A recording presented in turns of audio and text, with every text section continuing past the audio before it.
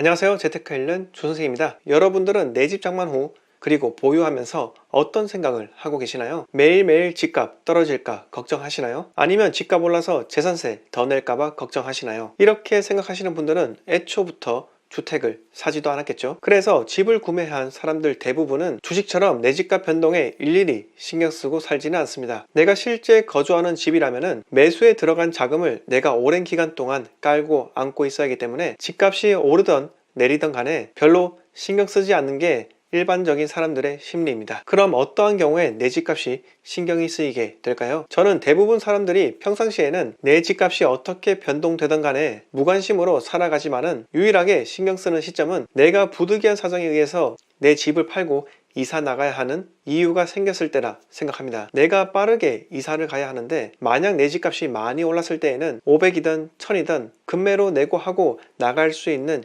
여력이 되지만은 그렇지 않다면 피눈물 감수하고 손해를 보고 나갈 수밖에 없는 거죠. 제가 이번 영상을 통해 여러분들에게 드리고 싶은 말씀은 내가 실제 거주하는 집이라도 가격 변동을 무시하고 살면 안 된다. 이 점을 꼭 말씀드리고 싶습니다. 사람이 전세가 아닌 매매로 내 집 장만하는 이유가 무엇일까요? 전세보다는 자가주택이 안정적이어서 라고 말씀하시기도 하는데 저는 자가가 전세보다 결코 안정스러운 것은 아니다 라고 생각합니다. 전세는 부동산 하락기가 왔을 때 나의 자산가치 하락을 방지할 수 있는 해지 수단입니다. 물론 내 전세금 돌려받지 못하고 경매당하는 불운의 경우도 있습니다. 단순히 그냥 전세로 들어가서 전세 기간 끝나면 내 전세금 돌려받겠지 이렇게 정말 단순적으로 생각하면 안 된다는 겁니다. 보증보험은 가입은 되는지 내 현금을 모두 전세금으로 사용하는 것이 아니라 전세자금 대출로 내 현금은 얼마나 사용할지, 이렇게 전세는 그냥 목돈이 있으면 막 들어가는 것이 아니라 내가 어떻게 하면 나중에 최악의 상황이 왔을 때 내 재산의 피해를 최소화할 수 있을까까지도 생각해야 한다는 거죠. 그래서 저는 하락이 예상되면 전세로 사는 것도 괜찮다라고 생각합니다. 계속해서 이야기하자면 저는 사람들이 전세가 아닌 매매로 내 집 장만하는 본질적인 이유는 자산 증식의 목적이 있기 때문이라 생각합니다. 나는 부동산으로 돈 벌고 싶지 않다. 집값 올라가면 재산세만 더 늘어나는데 누가 기분이 좋겠어. 이렇게 겉으로는 주택 매매가 곧 투기이자 사회악이라 표출은 하지만 결국은 부동산은 장기적으로 우상향할 것이라는 믿음이 가슴 한켠에 숨어 있고, 그리고 자산 증식이라는 욕망이 수면 아래 숨어 있었기 때문에 본인이 자이던 타이던 간에 전세가 아닌 매매로 가게 된 거죠. 저는 이렇게 집값 상승이 결코 달갑지 않다는 성인 군자들께 제발 남과 자신을 속이지 말고 당당해져라 라고 말씀을 드리고 싶습니다. 제 주변에도 이렇게 말하는 사람들이 몇몇 있는데 이런 분들 아파트 청약까지 왜 자꾸 넣는지 이해가 되지 않습니다. 그리고 임대 아파트에 들어가서 나중에 분양을 받으려고 하는데 10년 공공 임대 아파트를 예로 들면 10년 후 주변 시세의 80% 정도 수준으로 저렴한 가격으로 분양받는 거죠. 그런데 10년 공공 임대 아파트에 들어가서 10년 후 주변 시세와 동일한 수준으로 분양을 받아야 한다면은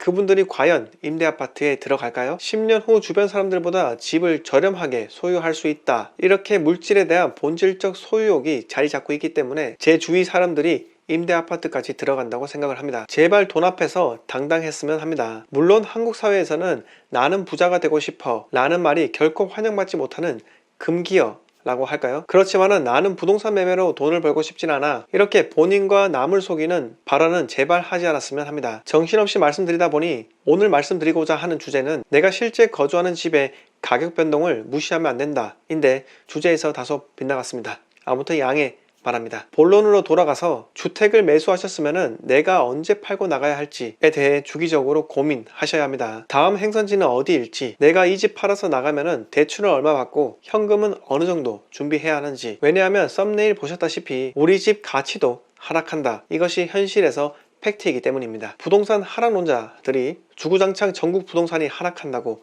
말하고 있죠. 그 중에 대전, 울산, 창원처럼 지금 이런 시국에 오르고 있는 지역도 조만간 하락할 것이다 라고 합니다. 그런데 부동산이 무조건 상승한다고 외치는 상승론자, 그리고 부동산이 무조건 하락한다 라고 외치는 하락론자, 제 아무리 전문가라도 항상 반만 맞는 겁니다. 왜냐하면 부동산 가격이 상승하기 위해서는 하락이 반드시 있어야 하기 때문입니다. 서울 아파트처럼 거주민의 소득은 변함이 없는데 집값만 어마어마하게 올라간다면 수요가 자연스레 감소되기 때문에 공급이 일정하다는 가정하에 다시 수요가 증가하기 위해서는 가격이 하락해줘야 한다는 거죠. 그렇기 때문에 무조건 상승한다는 상승론자와 무조건 하락한다는 하락론자, 이들의 말은 늘 반만 맞는 겁니다. 이처럼 부동산 시장은 상승과 하락의 반복이기 때문에 내 집값이 어떻게 변동되든 간에 무관심으로만 행동하게 된다면 오늘 영상 제목처럼 우리 집은 절대로 안 떨어집니다 라고 믿는 사람과 같다고 생각합니다. 부동산으로 수익 내기 위해서는 반드시 팔아서 현금화 시켜야 하기 때문에 내가 거주하는 집이기 때문에 집값 상승과 하락에